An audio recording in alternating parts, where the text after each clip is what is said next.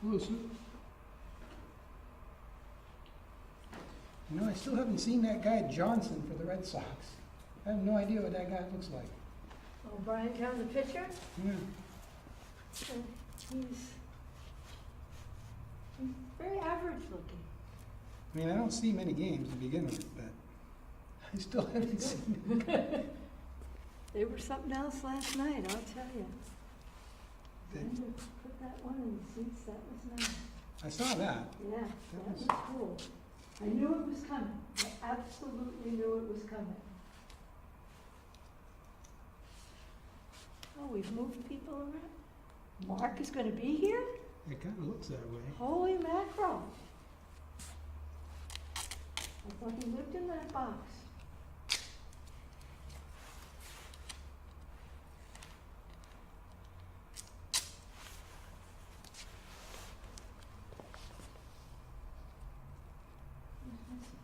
Oh, Brian, Brian. Okay. No audience tonight. That's even nicer. Might be a calm night. Well, as long as Frank's here, I don't think it'll be too calm. Frank is definitely different than any other DRB member I've ever seen. So I think it's good to have him on the board. Well, Because he's definitely different. I'm not sure of that. He's not one of my favorite people. He's quite hypocritical. He's definitely a stickler for doing things by the book. Well, his version of the book.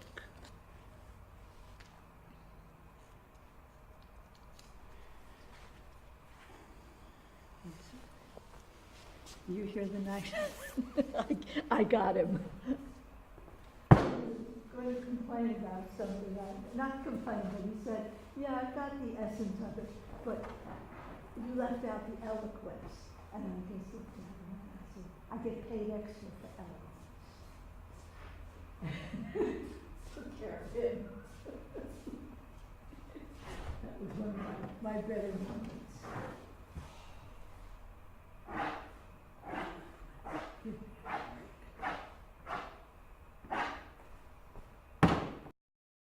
It's like 4. Can you do all 4? As far as I know. I don't see words like completed, continued. Continues, but sometimes they are whether, you know, somebody gets sick or something like that. 2 of them look boilerplate and, you know, don't kill yourself. 2 of them look like they won't take any time at all. One of them, if there's nobody here, that's a good sign. Because there's only one that might arouse some interest, but I can't remember which one. Oh, the Spear Street one. Good evening.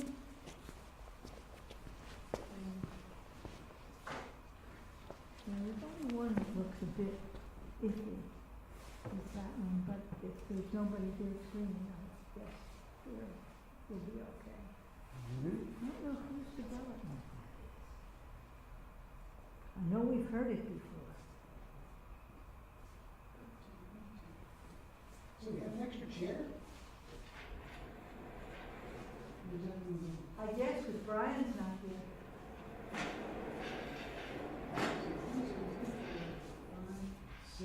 Yeah. Brian Sullivan's not here.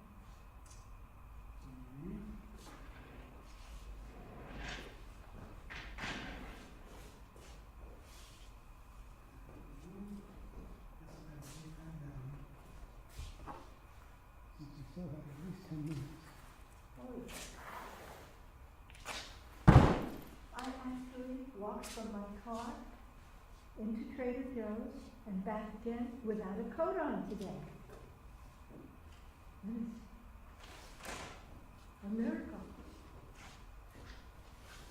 And the grape hyacinths on my lawn are in bloom, and the lilac looks like it's going to bloom. It's got 2 weeks in which to, 2 weeks and a day to bloom for my birthday, which is what its orders are.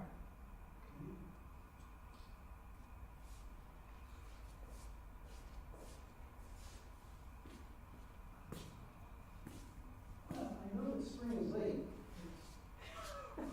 Very few people Well, we're started going to be in planting. summer tomorrow. Spread of grass seed on Sunday, Yeah, and then it snowed on top of that. yeah. I have friends who live up in Craftsbury, I know. Yeah.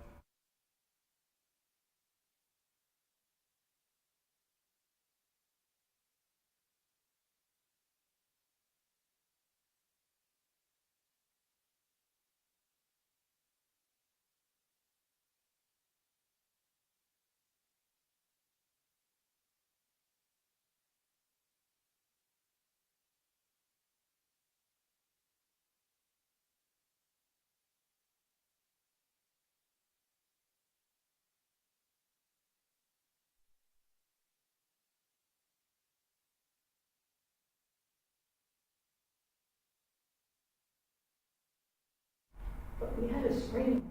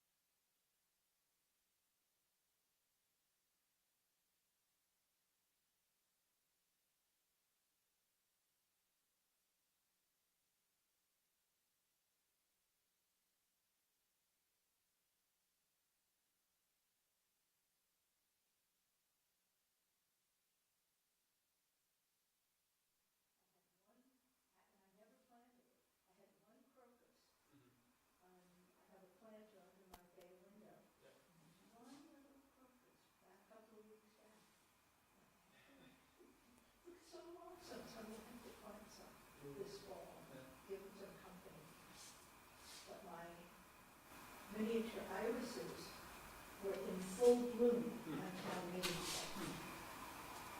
And like mine, they were in full bloom. Yeah, you wonder if flowers like that come with like pollinators or something.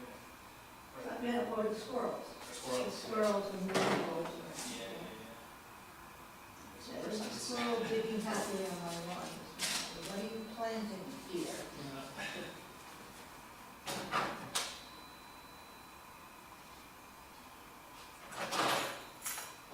And they're funny, when he wants to go from the lawn to the back of the house, he can go all around the lawn, but he doesn't. He goes up the steps, jumps off the steps, and goes. His knees are not mine.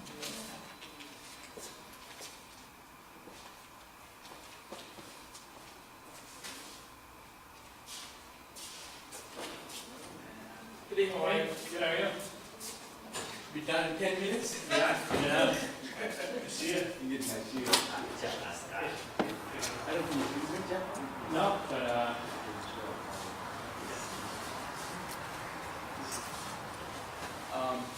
So I, when you look at that contract, that I haven't said it all. But that really,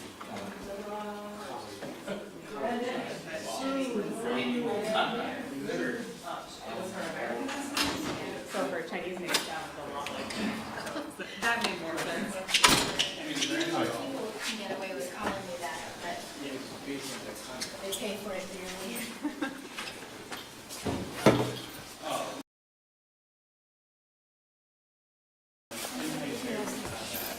All set up today. looking for supplementally. Oh, there it is. Very nice, thank you, look at that.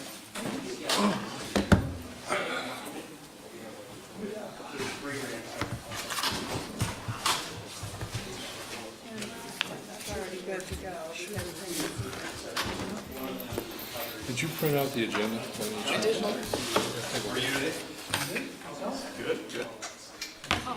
You're over there. Since when? They like to play this. They like to move. They move things around. I got banished to the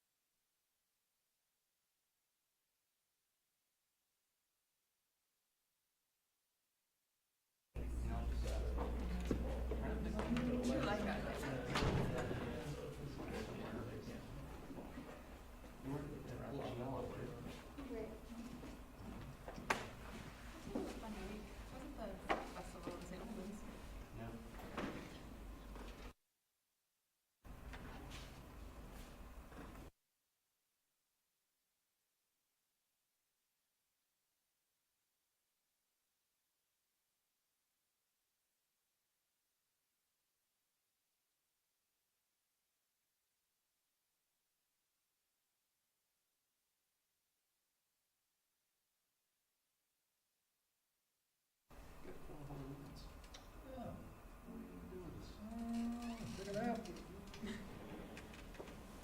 You can sign the Mylar. Hey, sign the Mylar, look at that. Should take.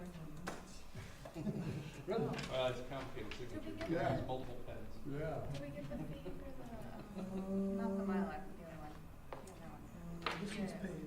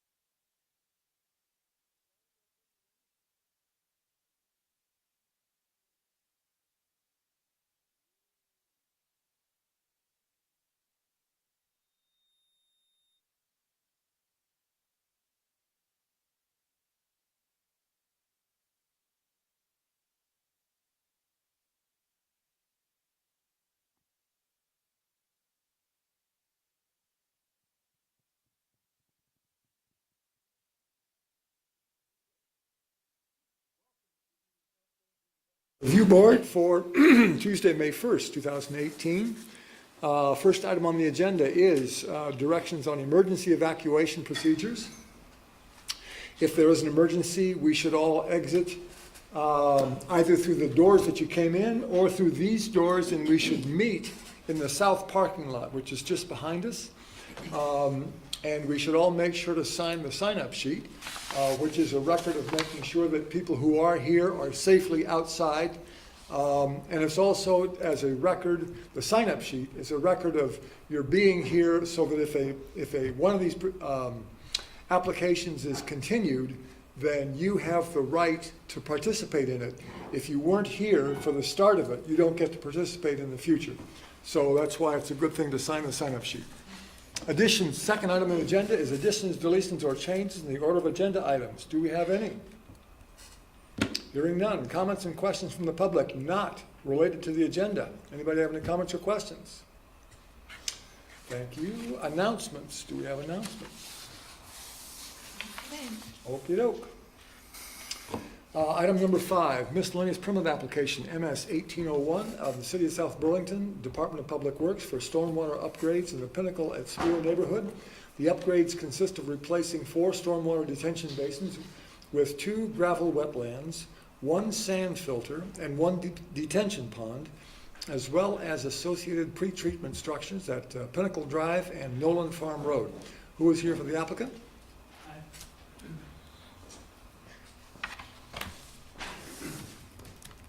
Hello, my name is David Wheeler. I work for the City of South Burlington Public Works. I'm the project manager for this project. And if you would please raise your hand. Yes, And do you promise to tell the truth, the whole truth, and nothing but the truth under penalty of perjury? I do. Thank you very much. And is there a conflict of interest? This is the city. There better not be. Now. Okay, go ahead. Yeah, so we've been working with the Homeowners Association, Pinnacle at Spear. We got a grant over a year ago to do the design work to upgrade their stormwater treatment systems. They're located in both the Bartlett Brook and Monroe Brook watersheds. So during the flow restoration plans that we developed, we've identified. During the what plans? So the city's put together flow restoration plans. Both the Bartlett Brook and Monroe Brook are impaired streams. So we had to put together a large project that identified many individual projects that would reduce the flows to those streams during the 1-year storm event, which is like 2 inches of rain. For context, on Sunday we got about a ½ inch of rain. So when these were designed back in 1995, the state hadn't implemented their stormwater standards yet. The first standards were set in 2002 and most recently updated in 2017.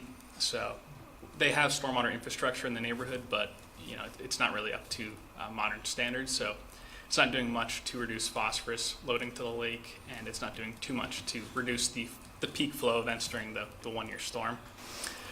So we identified the 4 ponds for retrofit. We're proposing to retrofit 2 to gravel wetlands, and that both reduces the peak flow and the phosphorus loading to the lake.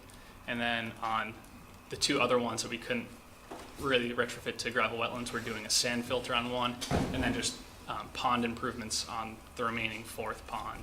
So we're adding pre-treatment and we're adding flow reduction to that pond. So flow reduction means you're expanding the pond? We're not expanding, we're actually just modifying the outlet structure. Basically right now it has a large pipe as the outlet, so it acts like a large orifice and allows anything up to the capacity of that pipe to basically just flow through, including the 2-inch rainfall event. If you reduce that orifice down to a smaller size, then it restricts the water from flowing out during the lower rainfall events, and then the water starts filling up in the pond. It provides detention, then it slowly releases through the smaller orifice once the storm is passed. So that's the goal. And that is it's the same total volume eventually gets released.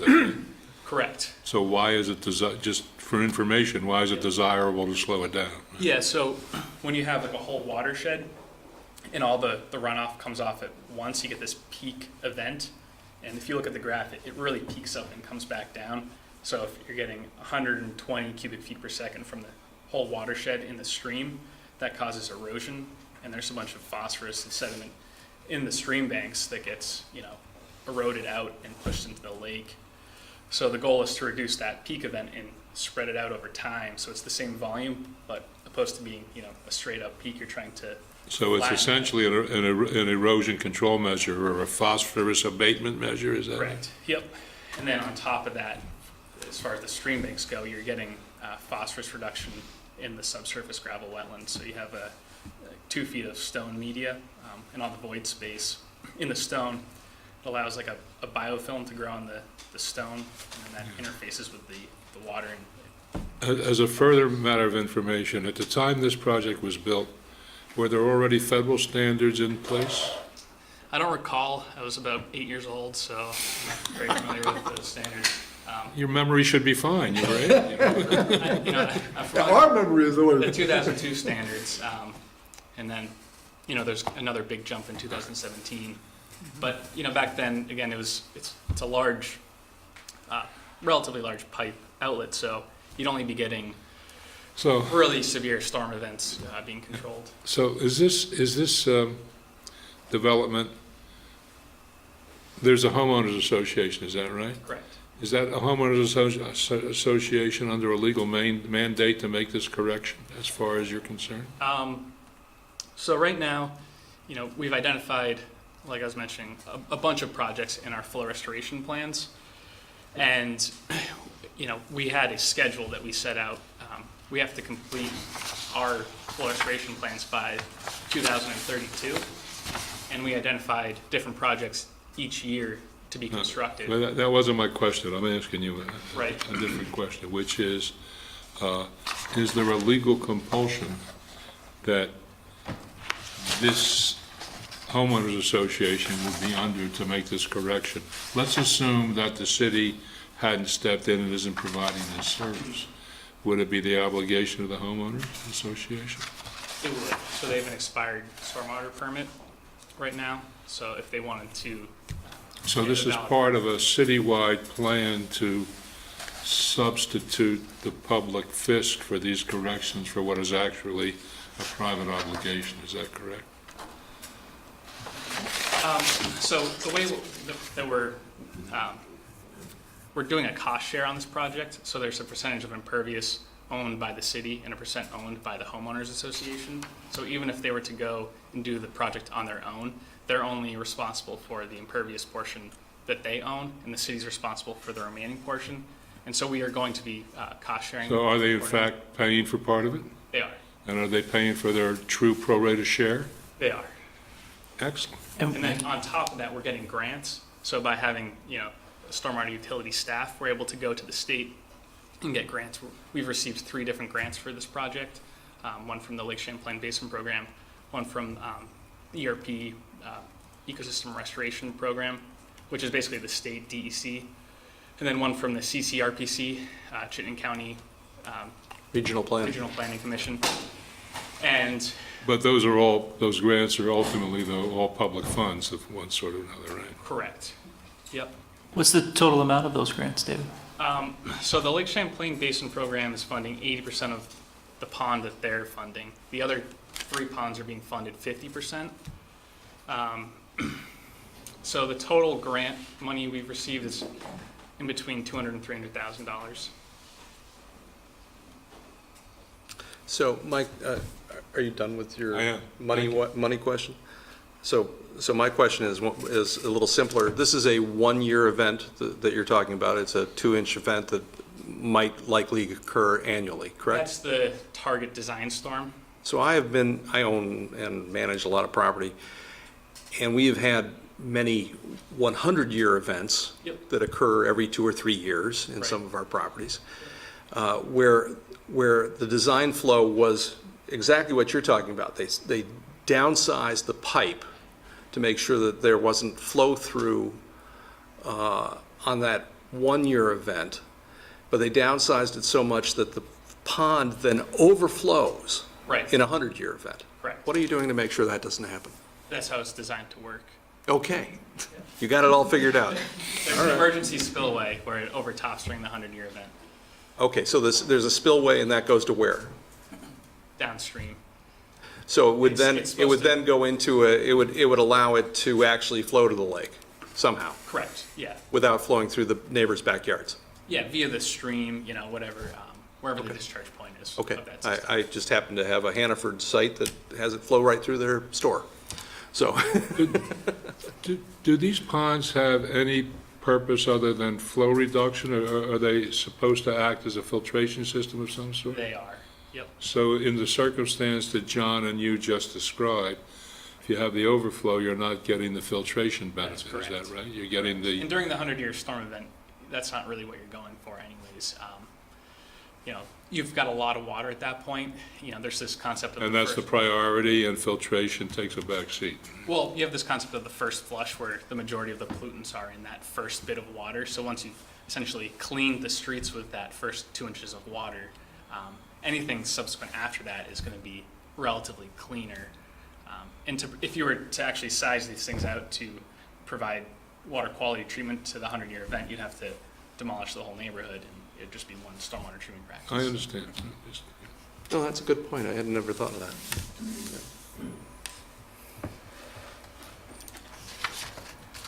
Okay, other questions from the board? I have none. Comments, questions from the public?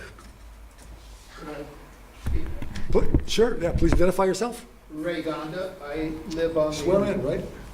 Sure. Yes. I live on the, should I Yeah. swear me in? Swear you in, please. If you raise your right hand, you promise to tell the truth, the whole truth, and nothing but the truth. Sure Under do. privilege. Thank you very much. Great.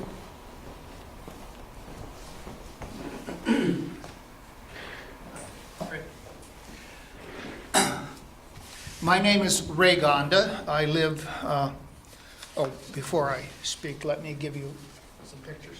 You can pass this around and look at them. These are the properties that Dave has been talking about. That's one of the wetlands. It's probably the major one. So my name is Ray Gonda. I live at 27 Pinnacle Drive, South Burlington, and that place is just off of Spear Street, about a half mile south of where Swift Street crosses it. As you drive down Spear Street south, you encounter my house, which is the first property in the development. And as you're driving by, if you look to the left, you will see these big, huge weeping willow trees. There are a total of about 8 of them. I've been told by association people that our property in particular is important in terms of the value of the whole development for this reason. It's the first thing that people see when they drive into Pinnacle Drive is our property, because if you turn left and go into Pinnacle Drive and turn left onto Pinnacle Drive, there's 2 Pinnacle Drives. You're basically doing a half circle around my property. So it's fairly Are you right in the open. corner there? I don't know what I'm I looking think it's right here. Can you figure out Oh, what yeah, we're looking at? that's the property there. Yep. And the wetland is just above it, north. Can you figure out what this So is? it's on We there. call it a wetland, it's basically a retention pond, but right now it's grown in with huge cattails and giant reeds, so it's a enormous wildlife habitat, but that will change with time, and I'm sure back again. What I have to say, I think, is positive. My concern was with these weeping willow trees, which are mature trees, and they surround the south and the west edge of the pond. And one of the trees is slated for demolition because it is in the way of something, and that's fine. It's the tree on the easternmost end, on the southeast corner. The tree's half dead anyhow, so that's not a problem. There are 4 more there that are important, and they're not slated for demolition. My concern was those trees. I didn't want to become a fly in the ointment, so I talked to the district commission coordinator, and she said I could get party status and call for a hearing, but I said, I really don't want to do that. I said, I would rather work with the people who are doing the project to figure out if we could satisfy my concerns. So to make it short, they have satisfied my concerns. I thank Dave Wheeler here. I talked to him, and within a day's time, he had some wording in in the documentation, cautioning the subcontractors who did the work, will do the work, to be as protective of those trees as they possibly can. And that's the bottom line. So I want to compliment Dave for that assistance. You'll probably see something coming, if you look at documentation again on this, you'll probably see something coming from the architects, the civil engineers on this also, because I talked to them also, and they agreed to put something in writing. Great, Thank you very much. thank you. Dave, how are you protecting the root structures for the willows? Are you just staying away from them, or? Yeah, largely, you know, we're working in the footprint of the existing pond, so we do have to replace the inlet pipe. So there's a tree that's essentially right over that pipe that's called out to be removed. And then on the outlet side, you know, we'll be trenching through to replace the outlet pipe as well. There's a couple willows in that area. We'll kind of have to assess it as we go during construction, but, you know, the goal is to minimize the trench width. So your assumption is you will lose no more than this one willow. That's the hope, yep. Yeah, when you, no offense, I've done a bunch of these projects. Yep. When you do, what will be the, how will you deal with the, Yeah, so we'll replant. how big are these willows? They're large, I think 36-inch diameter are the, You understand that a 36-inch diameter willow gets replaced by 36 1-inch caliper trees? a whole lot of trees? I understand. Could I respond to that question? I'd like Dave's answer first. I do understand how that works. Thank you. The major part of the discussion was at the outlet where that little round circle is on the left and west side. There are two trees there. There's a structure there that's a concrete round tank type thing. And the drain from that tank leads right out between two big mature willow trees. Now, from looking at the maps of 2004 versus 2018, you can see when in 2004, those trees were not very large. Maybe they were 10 years old, I don't know how long, whenever the development was made. But there's an 18-inch pipe that goes from that concrete structure out. And my guess is that the roots of those trees, since they were planted either about the same time or shortly after, that some of those roots have grown over that pipe. So when they trench to unearth that pipe, they're probably going to cut through roots. And part of the agreement here was that they would try their best to save those trees. And my comment was that those trees could be removed now. The city could budget the money to do that, but I don't see the necessity of that because we don't know if it's going to kill them or not. Maybe in 5 years they'll be dead, maybe they won't be dead. So let's just wait and see how it Yes, goes. sir. I actually am talking about a different issue altogether. When you remove a tree, say a 36-inch tree, you must replace it with the same amount of caliper. And in this city, this is one of my pet peeves, and I've had to do it several times. And so a 36-inch tree, if you replace it with 2-inch caliper trees, requires 18 trees. It's not insignificant, it's hard to do.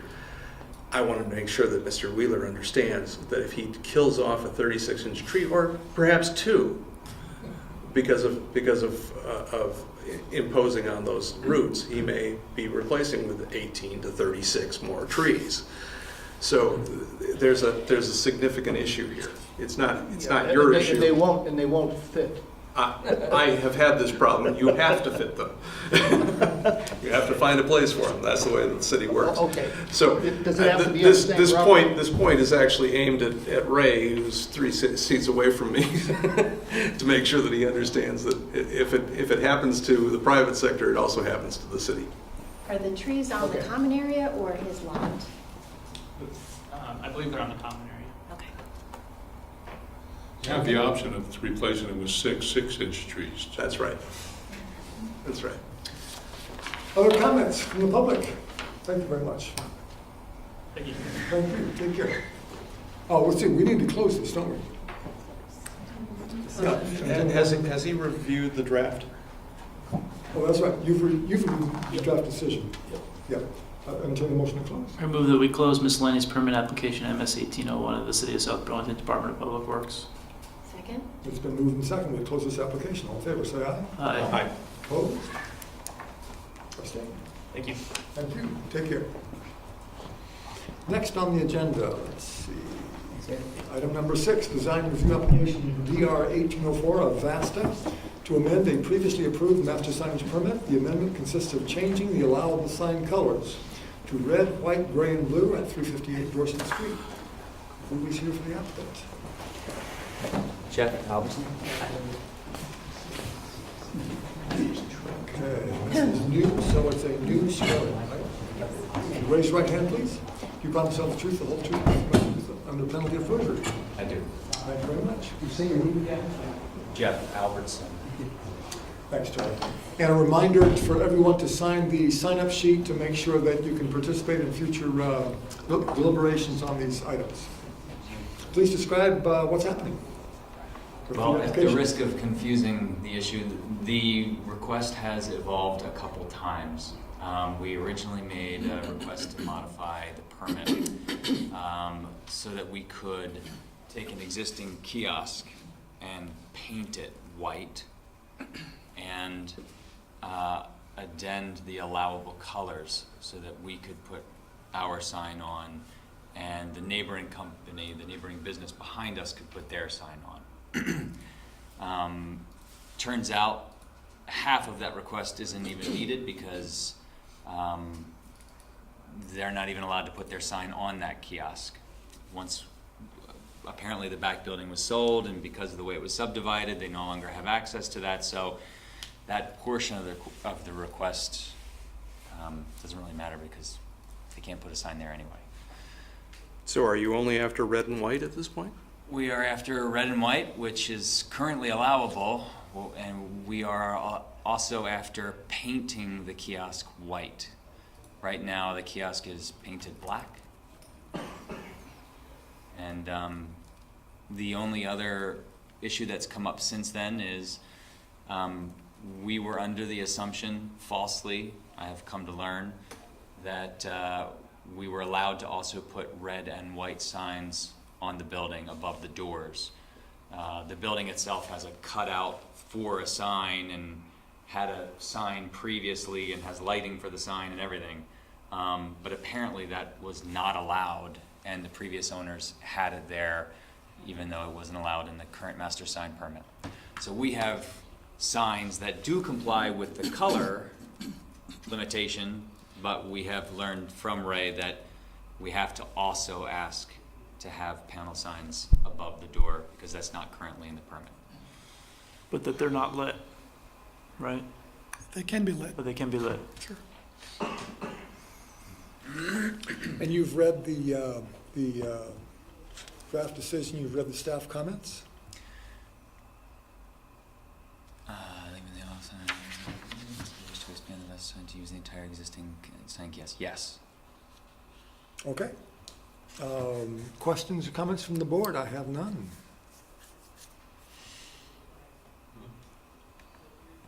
Questions, comments from the public?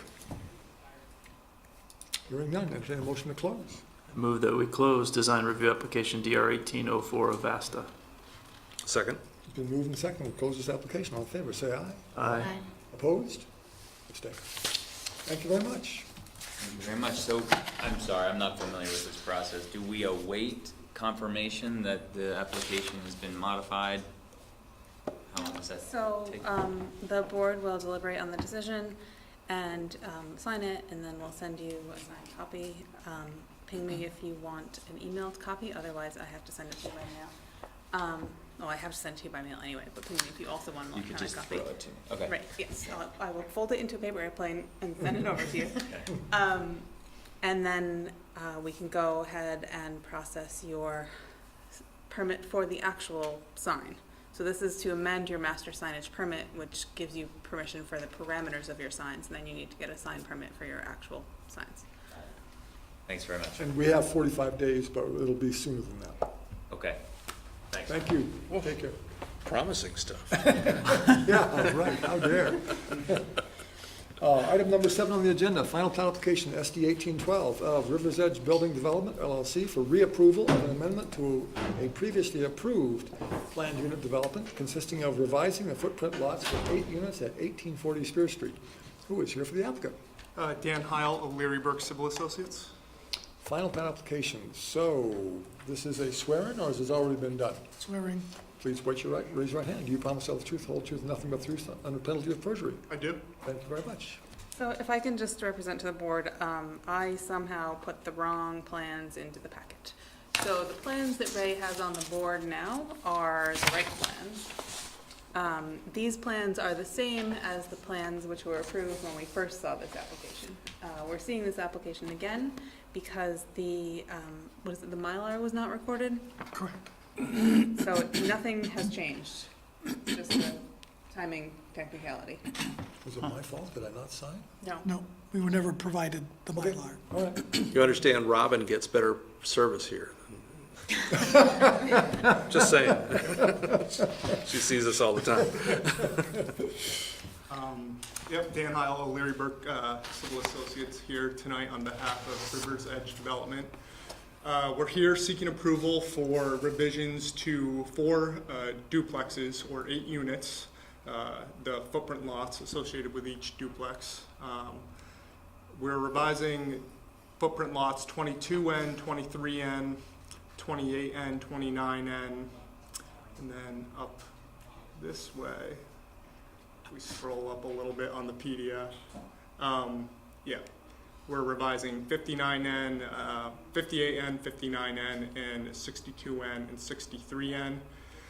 Due to geometric changes of the duplex units, we revised the lot line in between each unit to follow the shared wall. In addition, we're revising the depths of the footprint lots for units 28, 29N, 58, 59N, 62, and 63N. And as Marla mentioned, we previously received approval for this on September 5th of last year. However, we failed to follow up with CEA on filing the plat, so the approval's null and void. And looking through the conditions, we're okay with all the conditions. Once again, board, have any questions, comments? I have a question really for staff, just a technical question. What is these so-called footprint lots are being laid out as lots for sale, is that correct? Mm-hmm. Correct. And what's the proximity, either of you could answer, of the buildings to the closest boundary of the footprint lot? I use the word boundary in the common sense. Mm-hmm. It would be 10 feet, and that was between 58, 59N, and 60N, and 61N. Now you're talking about you're not talking about between the units. So between 62N and 63N, how far would the boundary be? Oh, it would be a shared wall. It's a duplex unit, so it would be right next to each other. A party wall, right? Yeah, yeah. That's what I thought. Everybody knows my views. Okay. Yep. Perhaps you don't. It's illegal, but other than that, We think it's all good. Other comments, questions from the board? From the public? Comments, questions? Yes, please. Please identify yourself. I am Stuart Barrett. Yeah, you've heard me before. I live in phase 2 of South Village. Would you mind showing us the plan that you plan to build, please? That's how it is just now, but I would like to see the revised plan, if you don't mind. Maybe you can. Maybe Marla can show us the revised plan, please.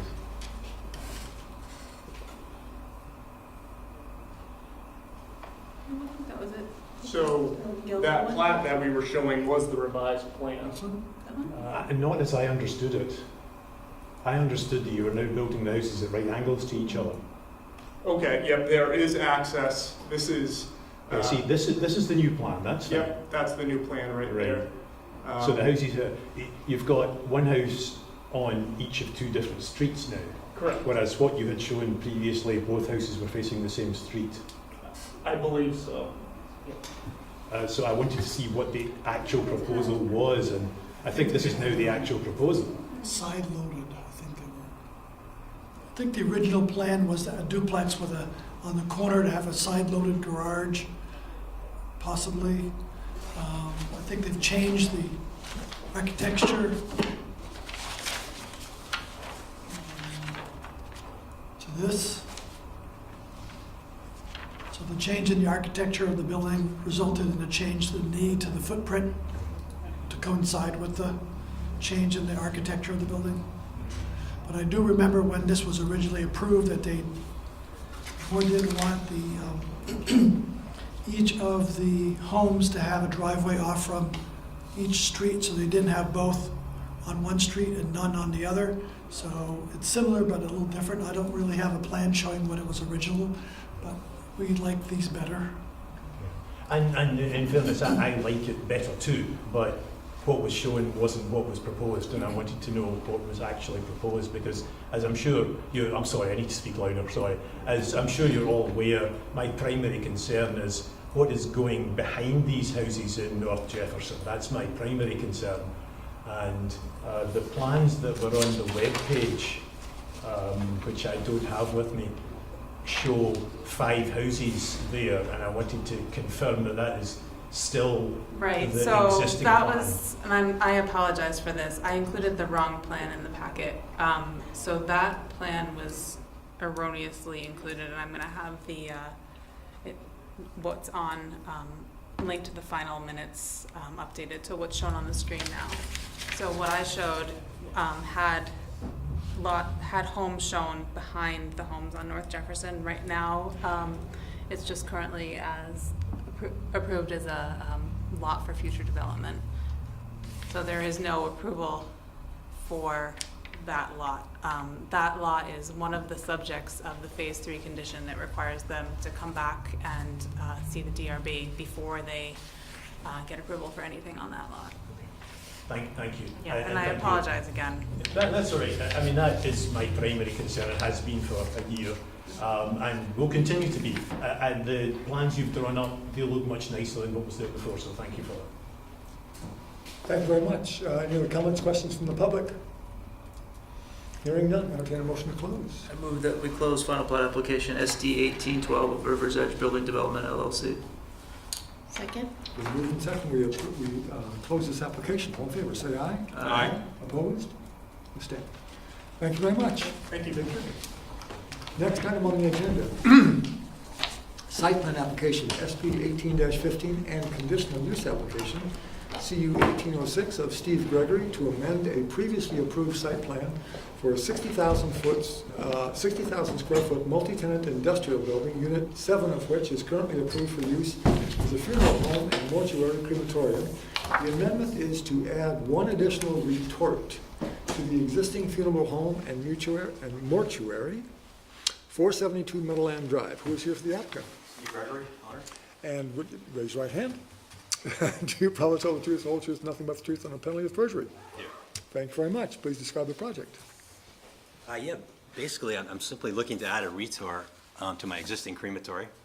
Retort's just a basic cremation oven. Been there for 6 years. I haven't had any complaints or problems. I provide a service to the community. My father-in-law. Oh, really? Yeah. I didn't know that. Yeah.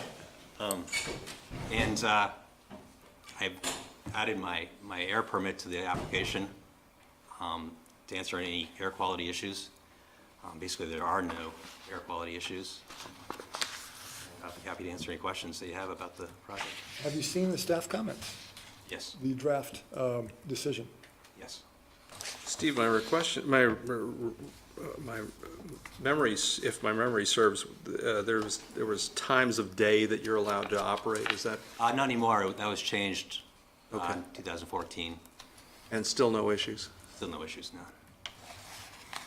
Are there any, what would the issues be other than air? I mean, is there noise associated with the? There's nothing. Even my adjacent neighbors on the next wall don't even know if I'm operating. And where is the exhaust, so to speak? There's this 4-foot stack above on the roof. And there's nothing visible, there's nothing that you can smell or see or hear. I can, as a customer, I can verify that it's entirely pleasant. The event you're going for. Other comments, questions from the board? Comments, questions from the public? Hearing none, entertain a motion to close. I move that we close site plan application SB 1815 and conditional use application CU 1806 of Steve Gregory. Second. Been moved and seconded, we close this application. All in favor, say aye. Aye. Opposed? Thank you, Thank you very everybody. much. Thank you. Take care. Next item on the agenda, presentation of summary of LDR amendments effective April 23rd, 2018 by Paul Connor, Director of Planning and Zoning. Famous Paul Connor. Famous the wonderful. Recently on TV. I think you should pay a fine or something. If it was Rotary, he'd owe us money if it was Rotary. Paul Connor, Director of Planning and Zoning, was actually sort of funny that literally just as the TV camera was setting up in the front parking lot there, the rec department decided that was their moment to take their spring photo, so they walked out with a set of chairs and set themselves up as a bleacher section, and they were politely asked to move slightly to the side. But, anyway, thank you for having me here this evening. I'm here to give you a quick overview and answer any questions that you might have around the most recent round of amendments to the land development regulations that the City Council passed last month and took effect about a week and a half ago or so. So you'll, I don't know if you've seen any applications that come under these yet, but you will be in the pretty near future. So I just want to give you a little tour. I'm going to take them a little bit out of order from what's in this memo to sort of speak most relevant to you so that we maximize your time. So the first one that I want to chat about is heights in the C1R12 and the C1R15 district. So that is the district that is basically from the Burlington line, where the little strip mall is, down to about IDX.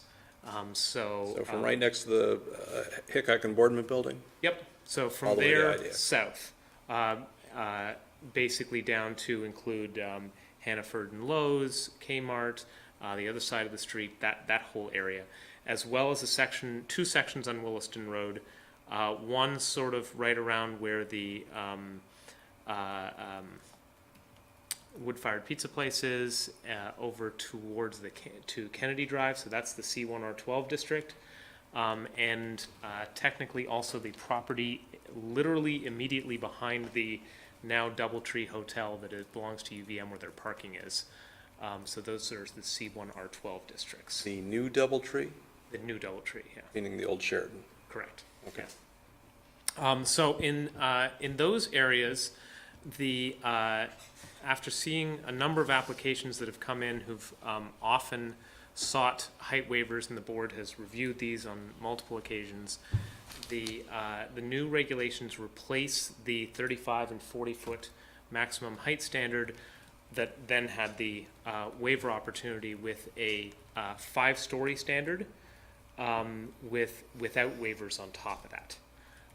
There are, in addition to that, adjustments for proximity to neighborhoods that are in the R4 district, so the Orchards neighborhood, the Eastwoods neighborhood, where it says that the building in the commercial district, the C1R15 and C1R12 district, cannot be more than 1 story taller than the shortest adjacent building, and that increases by 1 story for every 75 feet of horizontal separation, so as to be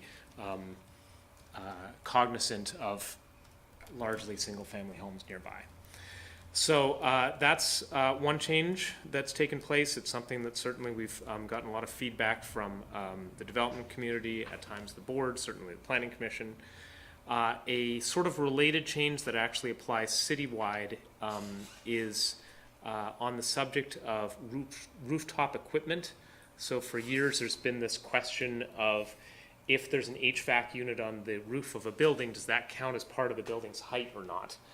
It has counted as the height. The board has often said, well, it's only 8 square feet, so we're we're not gonna, count that. We're gonna give the height waiver. So to simplify all that, the, new standard is that, most rooftop equipment is just not considered part of a building height.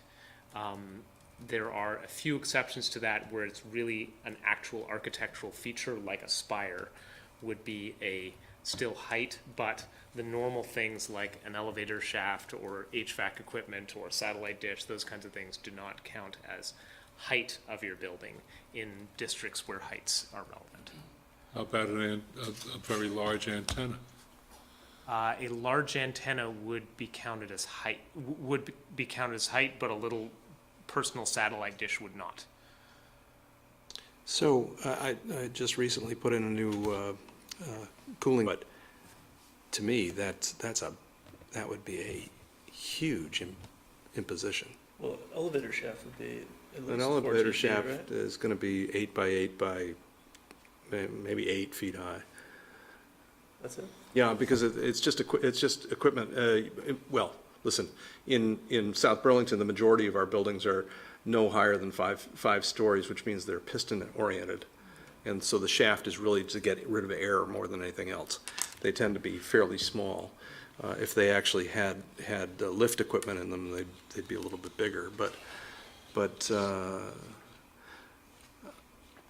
So, well, it is what it is. yeah, well, so the definition there is minor rooftop apparatus.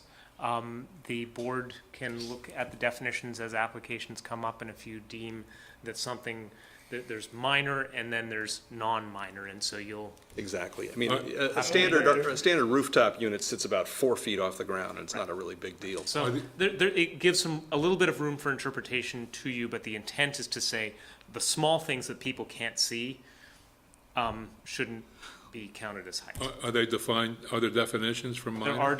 There are definitions and there's examples. It says things like such as, and I don't know if you want to pull that up, Marla, but for whatever reason, my version is not coming up.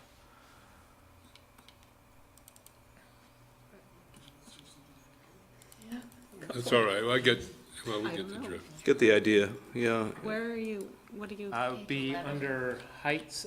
After this, I included the full set of Page amendments. 11, Jen said, so go to page 11. You don't happen to have handouts for the amendments, do you? I certainly can provide them to anybody who'd like. I don't have them on me, but I can get them to you in either paper or digital format. We've got a full red line version of exactly what's changed. That'd be helpful. I That'd mean, be great. we've got it. I guess we can print it, right? You got printed versions of that, or did you? If you'd like, happy to print them for you. I don't have them on me, but I'm happy to print them and either bring them to your next This is meeting. the same thing, right? Yep. We've got it in red line here. Yeah. Yep. Oh, was it part of the, mailing? Part of the application, or part of the. Height calculation of a building shall not include minor rooftop apparatus such as solar collectors, chimneys, elevator and mechanical penthouses, air conditioning equipment, satellite dishes, and similar apparatus that project from the roof. For other rooftop apparatus such as spires, towers, water tanks, radio and TV antennas, see section 3.07. So that may not fully address your question, John. Yeah, no, that actually, I mean, I guess I would suggest that you might send back at them. There are two dramatically different styles to solar. There's the fixed mount that tends to sit maybe 3 to 4 feet off the, just like, minor, 3 to 4 feet off the roof, and sometimes they're flatter than that. And then David Blittersdorf has these moving units. If you mounted one of those on your roof, it would stand 14, 15 feet high and sit there and move like this. It'd be bigger than any antenna you can imagine. In your experience, John, are those connected to the grid, or are those sometimes? No, they're individual. Okay. Yeah. Because if they're connected I don't to see the them on electrical roofs very grid, then often. they're exempt from local regulation entirely. But if they're not, if they're just battery powered to the building, then they certainly would be under our. And they're usually battery, well, they're powered, they're powered by, they're solar powered. Right. I guess what I'm suggesting is there should be a maximum limit to this. Okay. And that might be the average height or the normal height of an elevator shaft tower, which is about 8 feet. Okay. Maybe That's it's good 9 feedback. feet, but The intent here was to try to simplify, but there are times, you're right, that we'll bring that back. yeah, you just don't want somebody nudging in and trying to put a 14-foot tower on top of a roof. And, I mean, Well, but these are adopted, right? Well, but regulations are always a work in progress, so these are adopted, but certainly I'll bring that feedback back to the So commission. city council has acted? They have, yes. yes, so What's a story? What's the story with As in 5 stories, what's a story? Story is, Tell you a story. Morning glory. Once let me upon tell you a time, story. There was a 50-foot high story, right? There is a definition in that. One moment. So in the specific circumstance that I described of the C1R12 and C1R15 district, just one moment. First story, Florida floor height shall not exceed 20 feet. Upper stories shall not exceed 14 feet, Florida floor height. Just what Bill read. So that's big.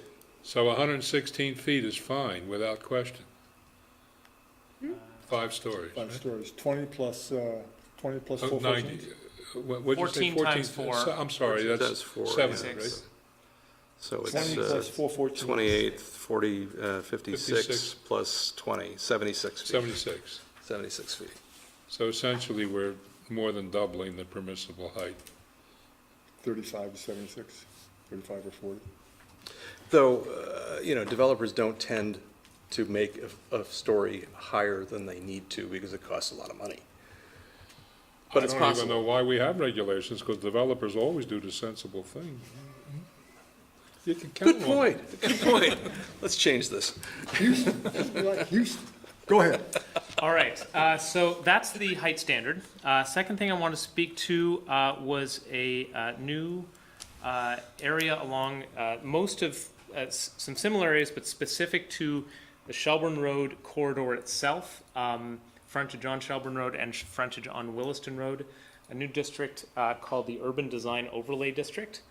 The intent here is to provide a little more flexibility in terms of setbacks for the development community, and also put in some very basic building form standards. So the setback along Shelburne Road and along these sections of Williston Road is reduced from 50 feet down to 20 feet, which has been something that you've seen a lot of requests for in virtually all applications. And that, so that is coupled with the heights thing that I just talked about. On the form side, there's a few basic elements that are now put into place. The buildings must have a 40% of the linear portion of a building along on its face along Shelburne Road or Williston Road must be glazing, so windows and doors. That's less than the standards in the form-based code district and appeared to be pretty achievable. So for example, the Harbor Freight building that you approved last year meets that 40% standard. It's not it's setting a basic number so that you don't get a blank wall on that side. There must be a prominent doorway. Can that be spandrel? 75% of it has to be transparent. Okay. So 25% could be blackened out spandrel glass. Okay. And doorways count as transparent, whether they're transparent or not. Yeah, got it. There needs to be a prominent doorway facing towards the street with a direct sidewalk to the street. It doesn't need to be the only entrance. It can be a kitty corner door if folks would like, but it does need to have at least an element of it facing the street. So those are the basic elements of it. In addition, at certain key intersections, there are what are being called primary nodes and secondary nodes. So at certain key intersections all along those two corridors, at the intersections themselves, if somebody chooses to build a new building there, then there's a slightly higher standard. The window percentage goes up to 60% on the main street and 40% on the side street. There must be a prominent corner architectural feature, and it gives some examples of what that could be. Depending on whether it's a primary corner, which is really the main ones, or a secondary corner, there must either be a minimum of a two-story building or the minimum of an appearance of a two-story building. So on the secondary ones, it has to have the look and the size of 2 stories. On the primary ones, of which there are a handful, there must be an actual 2-story building there, which for the most part, certainly on the residential side, we're seeing well more than that anyway. But a New England Federal Credit Union on the, I can't come up with the corner, but it's right by the bagel store. That would be a good example of a false 2-story building. It almost qualifies as an actual 2-story building. Mhm. There is a second-story element of it, Oh, there but is. it's relatively small there. It needs to be at least 75% of the footprint in order to count. It's something like 50% of the footprint. It's just not the public area. So with But a the minor but the modification, it concept- would have counted. Yeah, the concept is right. Yep. They've got a lot of glass and they. Absolutely. Yeah, Yep, okay. that would be a great example. Well, could we back up to setback for a minute? I'm just wondering, let me be clear, I kind of like buildings in commercial areas closer to the street. The big setbacks don't seem to me to have a point, except for this one thing. We're talking, with our 2 main arteries, what consideration has been given to the possible need for yet additional traffic lanes? I mean, we're choking. Has this gone into the reasoning or the thinking about all this stuff? The Planning Commission did look at what right-of-ways exist, and there is on at least the east side of the street some additional right-of-way that belongs to the state. What street are we talking about? Shelburne Road, excuse me. There is some additional right-of-way that exists. In addition to that, that's part of why the commission wanted to make sure there's at least this 20-foot in the off chance that there's an additional need to gain a few feet, which But is... if you reduce it to 20 feet, and you take some of that 20 feet for roadway, that's my Right. point. It seems awful skinny, right? It does, but at the same time, if it's a little bit of a catch-22 in that buildings that are speed auto-oriented area, a little bit closer, like where the lighting shop is, like where the New England Federal Credit Union, which isn't quite 20 feet, but it's probably 35, they create a little bit more of a pedestrian-friendly environment, which reduces the need for the road to get widened at a future time. That was the debate that the commission had in that. Well, I'm coming in after the fact, so the fact that I don't quite follow that doesn't matter much, but that's just... Well, you've expanded your understand what right-of-ways as far as you think they are needed. And you've done a whole study related to it, Yeah. correct? That's correct. Whether we agree with it or not. And so they've done some long-term studies on traffic, which include the ability to handle everything we theoretically have. And we're not stepping on that footage, right? Right. Yep. I've seen the studies and don't necessarily agree with them, but they've done the studies. Excuse me. Third amendment that I want to speak about quickly. The last two, you're likely not to see too much in this, but I want to give you just two as context. One is a relatively small one related to the perennially favorite subject of bicycle parking. Thank you very much. This one is it's a tweak to the regulations to allow pre-existing racks to count for the spaces that they create wherever a bicycle can attach to the frame. Some of the feedback that we got was that there are some racks that, while they may not meet the design, are still perfectly serviceable, so there are some adjustments to that. Will you reimburse for the thousands of dollars I've spent on those stupid racks that you made me put in?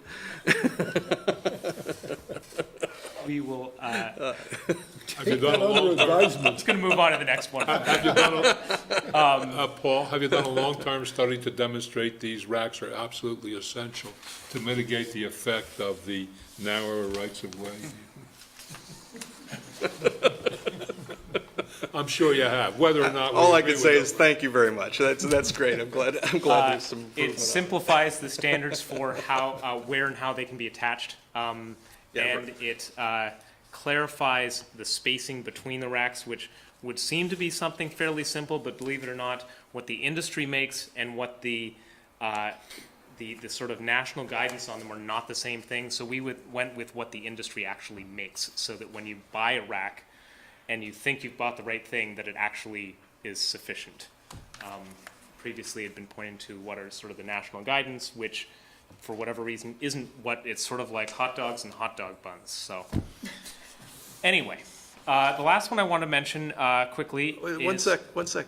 Why can't they be made out of wood? Is that just because you're worried about somebody sawing through it? I mean, you could have a beautiful... In theory, it could be well made, but a lot of the ones that have been seen just have rotted Fall out. apart and and they just rot out. fall apart completely. Yeah. And then somebody just, takes a hammer to it, steals the bike. Got it. I mean, yeah, okay. It's one of those things that if somebody did it, with a 4x4, it would be perfectly fine, but... Well, if it was well maintained, you would have just as much trouble getting through a metal rack as you would a wood rack. We're trying to balance simplicity with Yep, got it. creativity, and we didn't want to be in a situation where we say, oh, well, actually, if we use a little last, that's not going to be good enough. It's just, there's already too much discussion in Yep, this. fair enough. Housing preservation, last thing. After a substantial amount of work, starting with the Affordable Housing Committee and then on to the Planning Commission and City Council, the city has adopted new standards on the subject of housing preservation. So, where applicable, and I'll give a couple of districts that are exempted from it, the rule is that if a housing unit is removed, then the housing unit needs to be replaced. If a housing unit is rebuilt on the same property within 2 years of the removal of the house, then or housing unit, that's perfectly fine. If the owner, for whatever reason, is choosing not to rebuild on the same property a dwelling unit, then they have two options. One is to rebuild on a separate site somewhere in the city, in which case this dwelling unit must be affordable for a period of at least 20 years.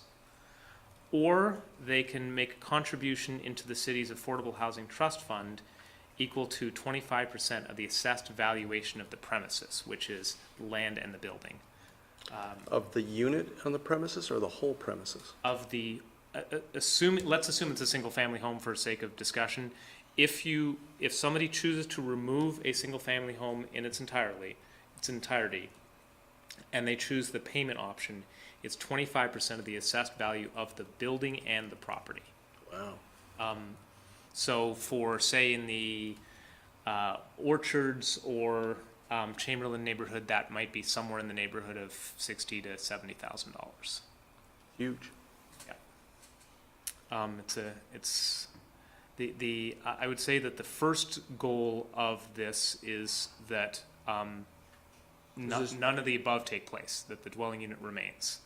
If the dwelling unit does not remain, then these are the options. There are some exemptions to this. Converting a duplex to a single-family home is an exemption. There is an exemption for the 30-something homes in the current round of the airport buyout program that has been sort of all over the known world for the last year and a half. Units that are deemed completely unfit for habitation, and a handful of zoning districts, including the districts that really don't allow for housing today, like the mixed industrial commercial district, the industrial open space district, industrial open space district, as well as a couple of districts where the city has been saying that uses are not prominent, such as the form-based code district and the Swift Street district as well. So, not fit for habitation. Is there a definition for that? There is a definition for it. It's a very health officery definition. I can get it to you, but it's not. So a house one that burns. There's also, I didn't go through every single exemption. If there is a house that burns and it's a act beyond the owner's control, then that would also be exempt. If the person decides to take a giant jug of kerosene, that's not the same story. Sure, well, they're going to go to jail for that anyway. Right. And just leaving a house to not be in good shape does not qualify as being unfit for habitation. That's what I was worried about. We worked pretty closely to make sure that it's the rare circumstance where it's something that is really sort of pre-existing. Like this happens to be was a city-owned one, but up by the Wheeler House was a house that was basically fallen in. If there was another circumstance like that, It was in good shape when the city took it over. I think my the city time. should be paying $60,000 towards this.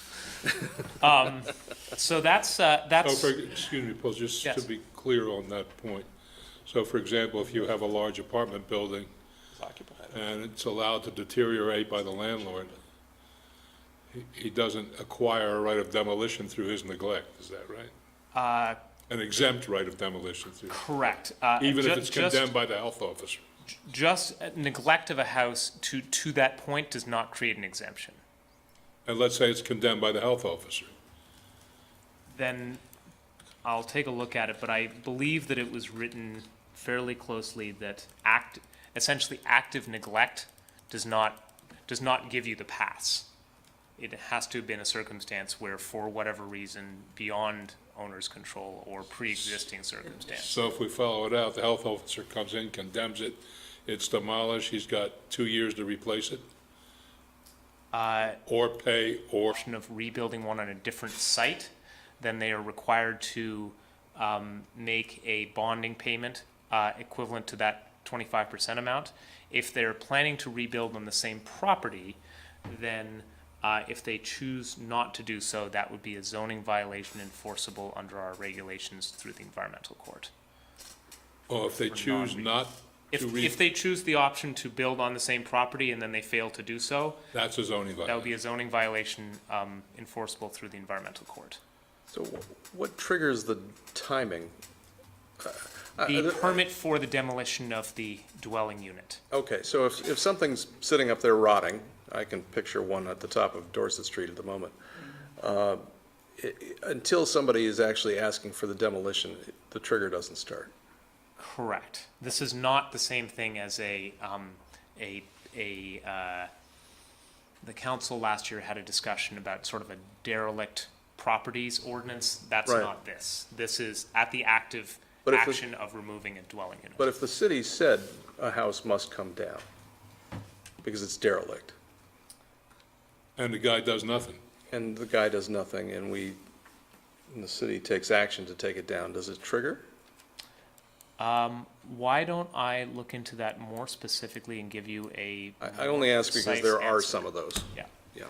That is the intent. However, I would like to be able to give you a more precise answer than that in that specific circumstance. Okay.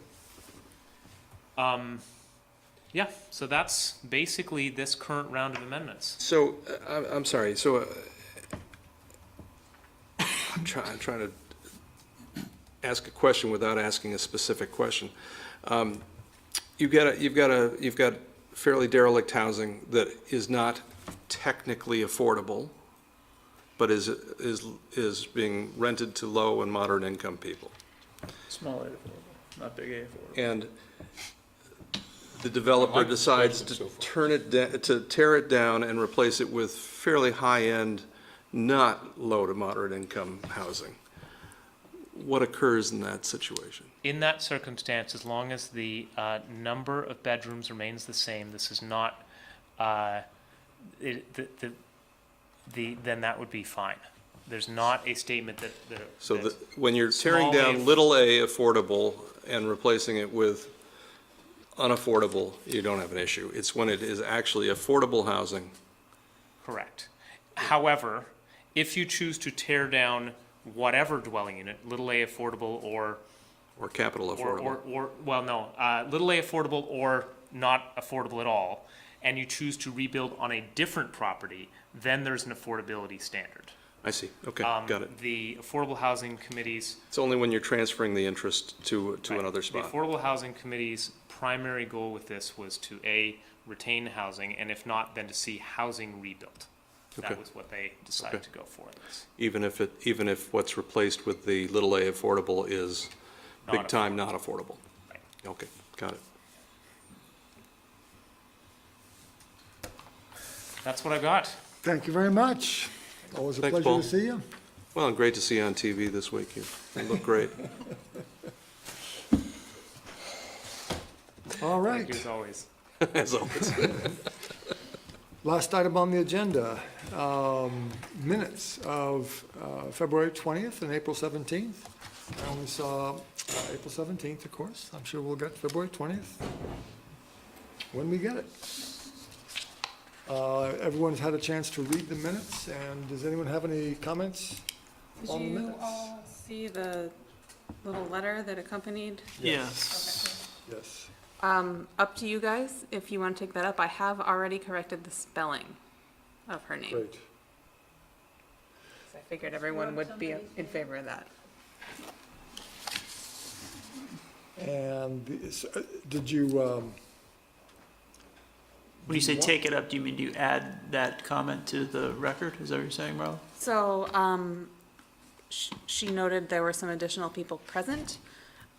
It's up to the board whether they would like to add those people who did not sign in. Oh, because we can't confirm that they were present. And then it's up to the board whether they want to change the reference from the Pines as a care facility to independent living apartments for people 55 and older. I don't think we can add, unless I'm corrected, I don't think we can add the people who someone else says were Right. here. Exactly. Yep. And if the information we were provided said care facility, I think we have to stick with that. But if it was a comment, then, it was a comment from us, then I think we can correct it. What do you guys think? Does it Well, affect? I don't know if Yeah, what's is the it big correct? I mean, is it not a care facility? Is that semantics, or is that a, The zoning term is congregate care facility. right, so I don't feel I need to change it. Good. Thanks, Ray. Thanks for the clarification. So let's just correct the spelling and not add the folks, and not, because of what Ray just mentioned, thank you, let's not change the description, if that's okay. I'm happy to be overruled. I think that's the terminology that was used during the application Yeah, process. and it's in the LDRs apparently, right? Definition. Correct. Yep, It's in the description of the application on the agenda. yeah, yeah. I would move that we approve the minutes from April 17th, 2018 with the name change, or with the spelling correction. Second? It's been moved and seconded. We approve the minutes with as amended. All in favor, say aye. Aye. Opposed? Abstain. Abstain. I wasn't here. That's right, you weren't here, yes. And that's it for the South Burlington Development Review Board at 8:10. Thank you very much. You're off by 20 minutes. What'd you say?